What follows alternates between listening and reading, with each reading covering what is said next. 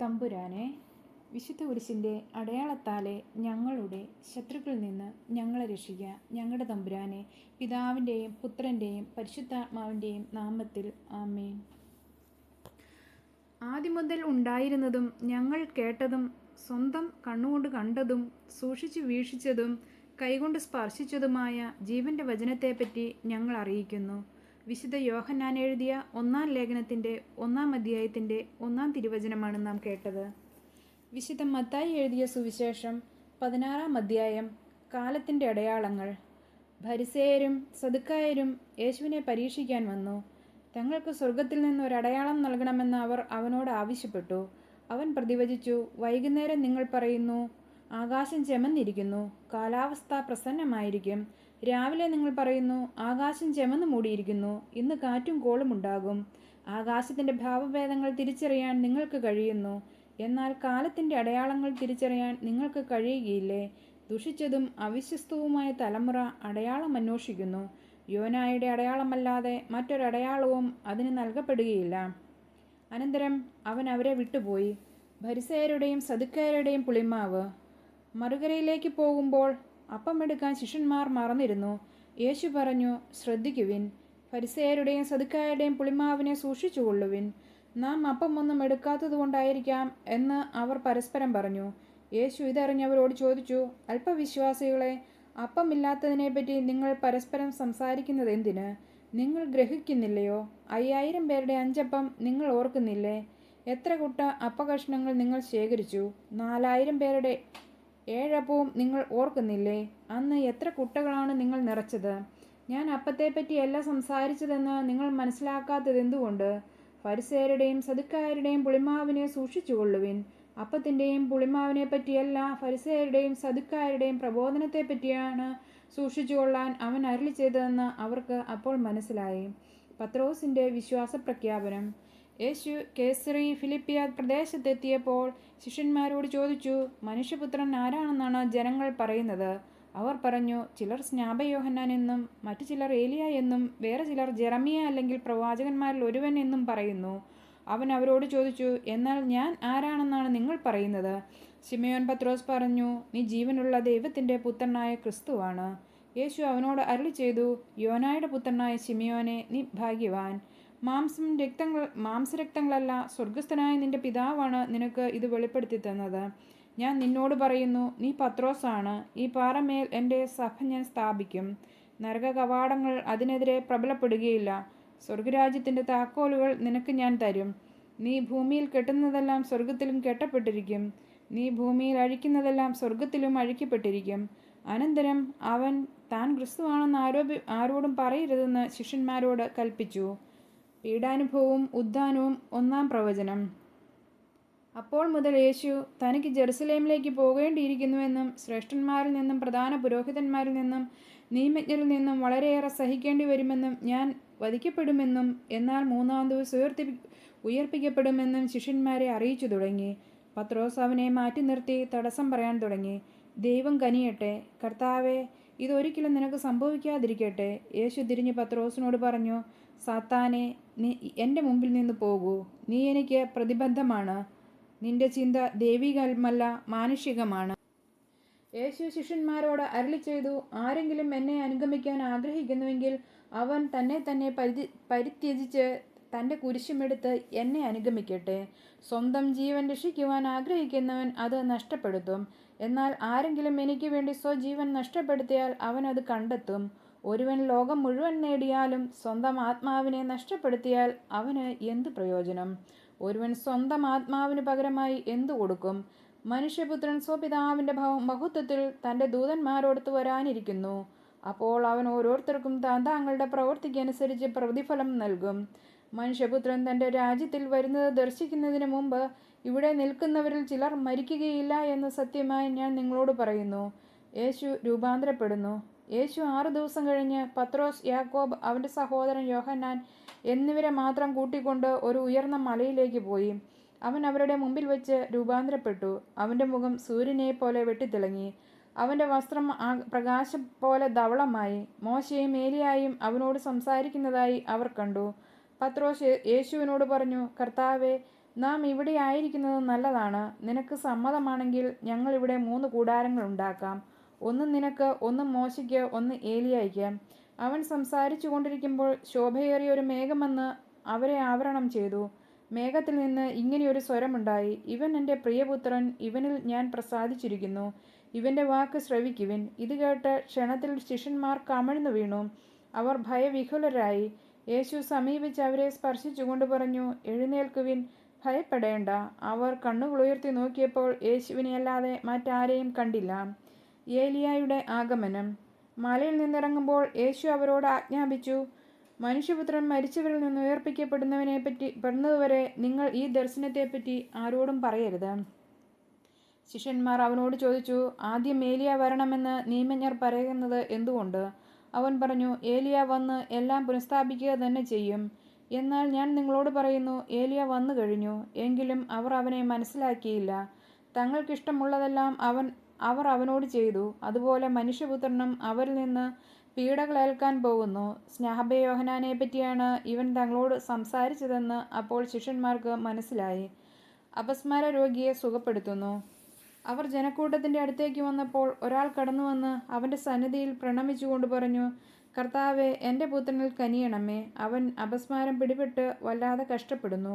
പലപ്പോഴും അവൻ തീയിലും വെള്ളത്തിലും വീഴുന്നു. ഞാൻ അവനെ നിന്റെ ശിഷ്യന്മാരുടെ അടുത്തേക്ക് കൊണ്ടുവന്നു, പക്ഷേ അവനെ സുഖപ്പെടുത്താൻ അവർക്ക് കഴിഞ്ഞില്ല.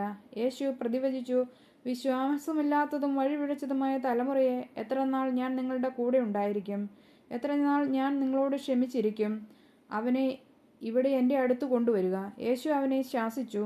പിശാച് അവനെ വിട്ടുപോയി. തൽക്ഷണം ബാലൻ സുഖം പ്രാപിച്ചു. അനന്തരം ശിഷ്യന്മാർ തനിച്ച് യേശുവിനെ സമീപിച്ചു ചോദിച്ചു: എന്തുകൊണ്ടാണ് ഇതിനെ ബഹിഷ്കരിക്കാൻ ഞങ്ങൾക്ക് കഴിയാതെ പോയത്? യേശു പറഞ്ഞു: നിങ്ങളുടെ അല്പവിശ്വാസം കൊണ്ട് തന്നെ.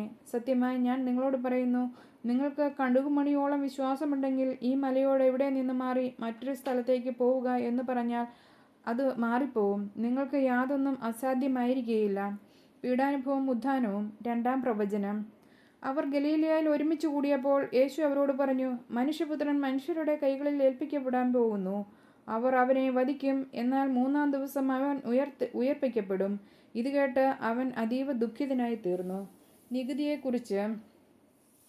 അവർ കഫർനഹൂമിലെത്തിയപ്പോൾ ദേവാലയ നികുതി പിരിക്കുന്നവർ പത്രോസിൻ്റെ അടുത്ത് ചെന്ന് ചോദിച്ചു: നിങ്ങളുടെ ഗുരു നികുതി കൊടുക്കുന്നില്ലേ? അവൻ പറഞ്ഞു: ഉവ്വ്. പിന്നീട് വീട്ടിലെത്തിയപ്പോൾ യേശു ചോദിച്ചു: ശിമയോനെ, നിനക്കെന്തു തോന്നുന്നു? ഭൂമിയിലെ രാജാക്കന്മാർ ആരിൽ നിന്നാണ് നികുതിയോ ചുങ്കമോ പിരിക്കുന്നത്? തങ്ങളുടെ പുത്രന്മാരിൽ നിന്നോ അന്യരിൽ നിന്നോ? അന്യരിൽ നിന്ന്, പത്രോസ് മറുപടി പറഞ്ഞു. യേശു തുടർന്നു: അപ്പോൾ പുത്രന്മാർ സ്വതന്ത്രരാണല്ലോ. എങ്കിലും അവർക്ക് ഇടർച്ചയുണ്ടാകാതിരിക്കാൻ നീ കടലിൽ പോയി ചൂണ്ടയിടുക. ആദ്യം ലഭിക്കുന്ന മത്സ്യത്തിൻ്റെ വായ തുറക്കുമ്പോൾ ഒരു നാണയം കണ്ടെത്തും. അതെടുത്ത് എനിക്കും നിനക്കും വേണ്ടി അവർക്ക് കൊടുക്കുക. സ്വർഗരാജ്യത്തിലെ വലിയവൻ. ശിഷ്യന്മാർ യേശുവിനെ സമീപിച്ചു ചോദിച്ചു: സ്വർഗരാജ്യത്തിൽ വലിയവൻ ആരാണ്?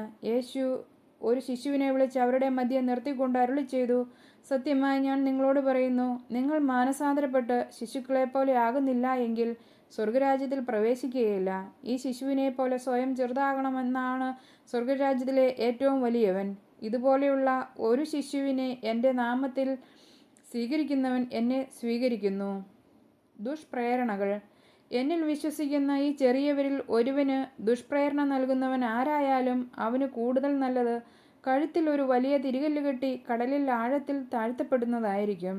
പ്രലോഭനങ്ങൾ നിമിത്തം ലോകത്തിന് ദുരിതം. പ്രലോഭനങ്ങൾ ഉണ്ടാകേണ്ടതാണ്, എന്നാൽ പ്രലോഭന ഹേതുവാകുന്നവന് ദുരിതം. നിന്റെ കൈയോ കാലോ നിനക്ക് പാപഹേതുവാകണമെങ്കിൽ അത് വെട്ടി എറിഞ്ഞുകളയുക. 2 കൈകളും 2 കാലുകളും ഉള്ളവനായി നിത്യാഗ്നിയിൽ എറിയപ്പെടുന്നതിനേക്കാൾ നല്ലത് അംഗഹീനനോ മുടന്തനോ ആയി ജീവനിലേക്ക് പ്രവേശിക്കുന്നതാണ്. നിന്റെ കണ്ണ് നിനക്ക് ദുഷ്പ്രേരണയ്ക്ക് കാരണമാകുന്നുവെങ്കിൽ അത് ചൂഴ്ന്നെടുത്ത് എറിഞ്ഞുകളയുക. 2 കണ്ണുകളോടും കൂടെ നരകാഗ്നിയിൽ എറിയപ്പെടുന്നതിനേക്കാൾ നല്ലത് ഒരു കണ്ണുള്ളവനായി ജീവനിലേക്ക് പ്രവേശിക്കുന്നതാണ്. വഴിതെറ്റിയ ആടിൻ്റെ ഉപമ. ഈ ചെറിയവരിൽ ആരെയും നിന്ദിക്കാതിരിക്കാൻ സൂക്ഷിച്ചുകൊള്ളുക. സ്വർഗത്തിൽ അവരുടെ ദൂതന്മാർ എൻ്റെ സ്വർഗസ്ഥനായ പിതാവിൻ്റെ മുഖം എപ്പോഴും ദർശിച്ചുകൊണ്ടിരിക്കുകയാണെന്ന് ഞാൻ നിങ്ങളോട് പറയുന്നു. നിങ്ങൾക്ക് എന്തു തോന്നുന്നു? ഒരാൾക്ക് 100 ആടുകൾ ഉണ്ടായിരിക്കെ അതിലൊന്ന് വഴിതെറ്റിപ്പോയാൽ 99നെയും മലയിൽ വിട്ടിട്ട് അവൻ വഴിതെറ്റിപ്പോയതിനെ അന്വേഷിച്ച് പോകുകയില്ലേ? കണ്ടെത്തിയാൽ അതിനെക്കുറിച്ച് വഴിതെറ്റിപ്പോകാതെ 99 എന്നതിനേക്കാൾ അവൻ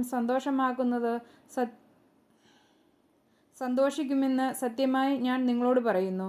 ഇതുപോലെ ഈ ചെറിയവരിൽ ഒരുവൻ പോലും നശിച്ചു പോകാൻ എൻ്റെ സ്വർഗസ്ഥനായ പിതാവ് ഇഷ്ടപ്പെടുന്നില്ല. പരസ്പരം തിരുത്തുക.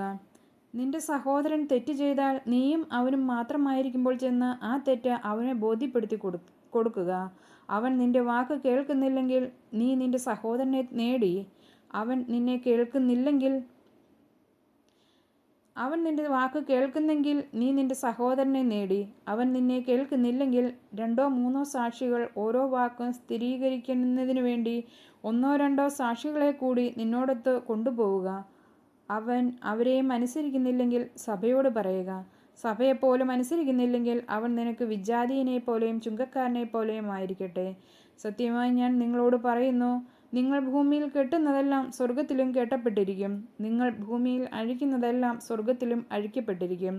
വീണ്ടും ഞാൻ നിങ്ങളോട് പറയുന്നു, ഭൂമിയിൽ നിങ്ങളിൽ 2 പേർ യോജിച്ച് ചോദിക്കുന്ന ഏതു കാര്യവും എൻ്റെ സ്വർഗസ്ഥനായ പിതാവ് നിറവേറ്റിത്തരും. എന്തെന്നാൽ 2 or 3 പേർ എൻ്റെ നാമത്തിൽ ഒരുമിച്ച് കൂടുന്നിടത്ത് അവരുടെ മധ്യേ ഞാൻ ഉണ്ടായിരിക്കും. നിർദ്ദയനായ ഭൃത്യൻ്റെ ഉപമ. അപ്പോൾ പത്രോസ് മുന്നോട്ട് വന്ന് അവനോട് ചോദിച്ചു, കർത്താവേ, എന്നോട് തെറ്റ് എൻ്റെ സഹോദരനോട് ഞാൻ എത്ര പ്രാവശ്യം ക്ഷമിക്കണം? 7 പ്രാവശ്യമോ? യേശു അരുളിച്ചെയ്തു, 7 എന്നല്ല 70 പ്രാവശ്യം എന്ന് ഞാൻ നിന്നോട് പറയുന്നു. സ്വർഗരാജ്യം തൻ്റെ സേവകന്മാരുടെ കണക്ക് തീർക്കാൻ ആഗ്രഹിച്ച ഒരു രാജാവിന് സദൃശ്യം. കണക്ക് തീർക്കാൻ ആരംഭിച്ചപ്പോൾ 10,000 താലന്ത് കടപ്പെട്ടിരുന്ന ഒരുവനെ അവർ അവൻ്റെ മുമ്പിൽ കൊണ്ടുവന്നു. അവന് അത് വീട്ടാൻ നിർവാഹമില്ലാത്തതുകൊണ്ട് അവനെയും ഭാര്യയെയും മക്കളെയും അവൻ്റെ സമസ്ത വസ്തുക്കളെയും വിറ്റ് കടം വീട്ടാൻ യജമാനൻ കൽപ്പിച്ചു. അപ്പോൾ സേവകൻ വീണു നമസ്കരിച്ചുകൊണ്ട് പറഞ്ഞു, പ്രഭോ, എന്നോട് ക്ഷമിക്കണമേ, ഞാൻ എല്ലാം തന്നു വീട്ടിക്കൊള്ളാം. ഈ സേവകൻ്റെ യജമാനൻ മനസ്സലിഞ്ഞ് അവനെ വിട്ടയക്കുകയും കടം ഇളച്ചു കൊടുക്കുകയും ചെയ്തു. അവൻ പുറത്തിറങ്ങിയപ്പോൾ തനിക്ക് 100 ദനാറ നൽകാനുണ്ടായിരുന്ന തൻ്റെ സേവകരിൽ ഒരുവനെ കണ്ടുമുട്ടി. അവൻ്റെ കഴുത്ത് പിടിച്ച് ഞെരിച്ചുകൊണ്ട് അവനോട് പറഞ്ഞു, എനിക്ക് തരാനുള്ളത് തന്നു തീർക്കുക. അപ്പോൾ ആ സഹസേവകൻ അവനോട് വീണപേക്ഷിച്ചു, എന്നോട് ക്ഷമിക്കണമേ, ഞാൻ തന്നു വീട്ടിക്കൊള്ളാം. എന്നാൽ അവൻ സമ്മതിച്ചില്ല. കടം വീട്ടുന്നതുവരെ സഹസേവകനെ അവൻ കാരാഗൃഹത്തിലിട്ടു. സംഭവിച്ചതറിഞ്ഞ് മറ്റു സേവകന്മാർ വളരെ സങ്കടപ്പെട്ടു. അവർ ചെന്ന് നടന്നതെല്ലാം യജമാനനെ അറിയിച്ചു. യജമാനൻ അവനെ വിളിച്ചു പറഞ്ഞു, ദുഷ്ടനായ സേവക, നീ എന്നോട് കേണ അപേക്ഷിച്ചതുകൊണ്ട് നിന്റെ കടമെല്ലാം ഞാൻ ഇളച്ചു തന്നു. ഞാൻ നിന്നോട് കരുണ കാണിച്ചതുപോലെ നീയും നിന്റെ സഹസേവകനോട് കരുണ കാണിക്കേണ്ടതായിരുന്നില്ലേ? യജമാനൻ കോപിച്ച് കടം മുഴുവൻ വീട്ടുന്നതുവരെ അവനെ കാരാഗൃഹാധികാരികൾക്ക് ഏൽപ്പിച്ചു കൊടുത്തു. നിങ്ങൾ സഹോദരനോട് ഹൃദയപൂർവ്വം ക്ഷമിക്കുന്നില്ലെങ്കിൽ എൻ്റെ സ്വർഗസ്ഥനായ പിതാവ് നിങ്ങളോടും ഇതുപോലെ തന്നെ പ്രവർത്തിക്കും. അധ്യായം 19. വിവാഹമോചനത്തെ സംബന്ധിച്ച്. ഈ വാക്കുകൾ അവസാനിപ്പിച്ച ശേഷം യേശു ഗലീലയ വിട്ട് ജോർദാൻ്റെ അക്കരെ യൂദയായുടെ അതിർത്തിയിലെത്തി. വലിയ ജനക്കൂട്ടങ്ങൾ അവനെ അനുഗമിക്കുകയും അവനെ അവിടെ വെച്ച് അവരെ സുഖപ്പെടുത്തുകയും ചെയ്തു. ഫരിസേയർ അടുത്തുചെന്ന് അവനെ പരീക്ഷിച്ചുകൊണ്ട് ചോദിച്ചു, ഏതെങ്കിലും കാരണത്താൽ ഒരുവൻ ഭാര്യ ഉപേക്ഷിക്കുന്നത് നിയമാനുസൃതമാണോ? അവൻ മറുപടി പറഞ്ഞു, സൃഷ്ടാവ് ആദ്യം മുതലേ അവരെ പുരുഷനും സ്ത്രീയുമായി സൃഷ്ടിച്ചുവെന്നും ഈ കാരണത്താൽ പുരുഷൻ പിതാവിനെയും മാതാവിനെയും വിട്ട് ഭാര്യയോട് ചേർന്നിരിക്കും, അവർ ഇരുവരും ഏക ശരീരമായി തീരും എന്ന് അവിടുന്ന് അരുളി ചെയ്തിട്ടുണ്ടെന്നും നിങ്ങൾ വായിച്ചിട്ടില്ലേ? തന്മൂലം പിന്നീടൊരിക്കലും അവർ 2 അല്ല ഒറ്റ ശരീരമായിരിക്കും. ആകയാൽ ദൈവം യോജിപ്പിച്ചത് മനുഷ്യൻ വേർപെടുത്താതിരിക്കട്ടെ. അവർ അവനോട് ചോദിച്ചു, അങ്ങനെയെങ്കിൽ ഉപേക്ഷാപത്രം നൽകി ഭാര്യ ഉപേക്ഷിക്കാമെന്ന് മോശ വിധിച്ചത് എന്തുകൊണ്ട്? അവൻ പറഞ്ഞു, നിങ്ങളുടെ ഹൃദയകാഠിന്യം നിമിത്തമാണ് ഭാര്യ ഉപേക്ഷിക്കാൻ മോശ നിങ്ങൾക്ക് അനുമതി നൽകിയത്. ആദ്യം മുതലേ അങ്ങനെയായിരുന്നില്ല. എന്നാൽ ഞാൻ നിങ്ങളോട് പറയുന്നു, പരസംഗം മൂലമല്ലാതെ മറ്റേതെങ്കിലും കാരണത്താൽ ഭാര്യ ഉപേക്ഷിച്ച് മറ്റൊരുവളെ വിവാഹം ചെയ്യുന്നവർ വ്യഭിചാരം ചെയ്യുന്നു. ശിഷ്യന്മാർ അവനോട് പറഞ്ഞു, ഭാര്യാഭർത്തൃബന്ധം ഇത്തരത്തിലുള്ളതാണെങ്കിൽ വിവാഹം ചെയ്യാതിരിക്കുന്നതാണല്ലോ ഭേദം. അവൻ പറഞ്ഞു, കൃപ ലഭിച്ചവരല്ലാതെ മറ്റാരും ഈ ഉപദേശം ഗ്രഹിക്കുന്നില്ല. എന്നാൽ ഷണ്ഡരായി ജനിക്കുന്നവരുമുണ്ട്, മനുഷ്യരാൽ ഷണ്ഡരാക്കപ്പെടുന്നവരുമുണ്ട്. സ്വർഗരാജ്യത്തെ പ്രതി തങ്ങളെ തന്നെ ഷണ്ഡരാക്കുന്നവരുമുണ്ട്. ഗ്രഹിക്കാൻ കഴിവുള്ളവൻ ഗ്രഹിക്കട്ടെ. ശത്രുക്കളെ അനുഗ്രഹിക്കുന്നു. യേശു കൈകൾ വെച്ച് പ്രാർത്ഥിക്കുന്നതിനു വേണ്ടി ചിലർ ശിശുക്കളെ അവൻ്റെ അടുത്ത് കൊണ്ടുവന്നു. ശിഷ്യന്മാർ അവനെ ശകാരിച്ചു. എന്നാൽ അവൻ പറഞ്ഞു, ശിശുക്കളെ എൻ്റെ അടുത്ത് വരുവാൻ അനുവദിക്കുവിൻ, അവരെ തടയരുത്.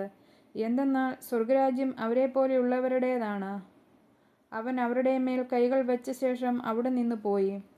ധനികനായ യുവാവ് ഒരാൾ അവനെ സമീപിച്ച് ചോദിച്ചു, ഗുരു, നിത്യജീവൻ പ്രാപിക്കുവാൻ ഞാൻ എന്ത് നന്മയാണ് പ്രവർത്തിക്കേണ്ടത്? അവൻ പറഞ്ഞു, നന്മയെപ്പറ്റി നീ എന്നോട് ചോദിക്കുന്നത് എന്തിന്? നല്ലവൻ ഒരുവൻ മാത്രം. ജീവനിൽ പ്രവേശിക്കാൻ അഭിലഷിക്കുന്നെങ്കിൽ പ്രമാണങ്ങൾ അനുസരിക്കുക. അവൻ ചോദിച്ചു, ഏതെല്ലാം? യേശു പ്രതിവചിച്ചു, കൊല്ലരുത്, വ്യഭിചാരം ചെയ്യരുത്, മോഷ്ടിക്കരുത്, കള്ളസാക്ഷ്യം നൽകരുത്, പിതാവിനെയും മാതാവിനെയും ബഹുമാനിക്കുക, നിന്നെപ്പോലെ നിന്റെ അയൽക്കാരനെയും സ്നേഹിക്കുക. ആ യുവാവ് ചോദിച്ചു, ഇവയെല്ലാം ഞാൻ അനുസരിച്ചിട്ടുണ്ട്, ഇനിയും എന്താണ് എനിക്ക് കുറവ്?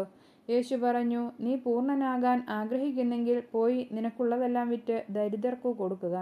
അപ്പോൾ സ്വർഗത്തിൽ നിനക്ക് നിക്ഷേപമുണ്ടാകും. പിന്നെ വന്ന് എന്നെ അനുഗമിക്കുക. ഈ വചനം കേട്ട് ആ യുവാവ് സങ്കടത്തോടെ തിരിച്ചുപോയി. അവന് വളരെയേറെ സമ്പത്തുണ്ടായിരുന്നു.